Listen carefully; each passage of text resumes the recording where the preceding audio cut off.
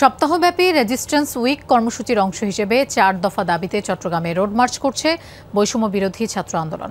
এ পর্যায়ে আরও জানব ১৬ শহর থেকে আমাদের সাথে যোগ দিচ্ছেন সহকর্মী আলামিন শিকদার।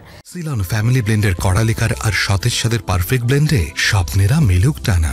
আলামিন, কর্মসূচির সম্পর্কে একটু বিস্তারিত জানতে চাই, শিক্ষার্থীরা কি বলছেন?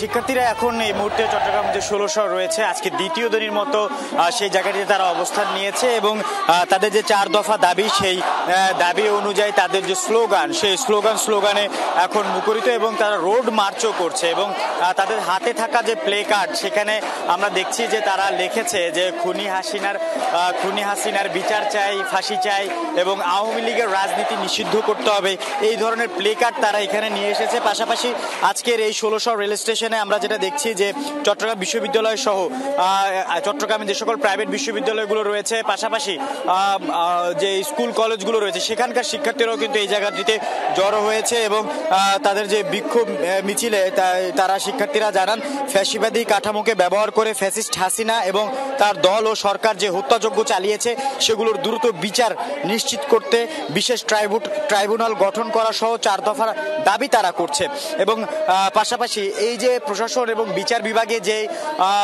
দায়িত্বরত কর্মকর্তারা ছিলেন যারা এতদিন ধরে অবহেলিত ছিলেন তাদেরকে যেন যথাযথ মর্যাদা দিয়ে কর্মক্ষেত্রে সেই সম্মানটা ফিরিয়ে দেওয়া হয়, সেটাই কিন্তু তারা এখান থেকে দাবি জানাচ্ছে এবং আমরা সেই বিষয়টাই দেখছি। এবং এই জায়গাটাতে আজকে চট্টগ্রামের যে সমন্বয়ক সেই তালাত মাহমুদ রাফি সহ অন্যান্য যে সমন্বয়করা রয়েছে তারাও এখানে উপস্থিত হয়েছেন এবং তাদের যে দাবি সেই দাবি তারা এখান থেকে উত্থাপন করছেন। পাশাপাশি এখান থেকে তারা রোড মার্চ নিয়ে গতকালকের মতো চট্টগ্রামের বহদ্দারহাটে গিয়ে তাদের আজকের যে কর্মসূচি সেটি আজকের দিনের মতো শেষ হবে এবং এটা দ্বিতীয় দিন, আরো 5 দিন, কারণ এটি সপ্তাহব্যাপী তাদের এই কর্মসূচি, আরো 5 দিন লাগাতার এই কর্মসূচি চলবে। লোপা। আলামিন, আপনাকে ধন্যবাদ আমাদের সাথে যোগ দেওয়ার জন্য।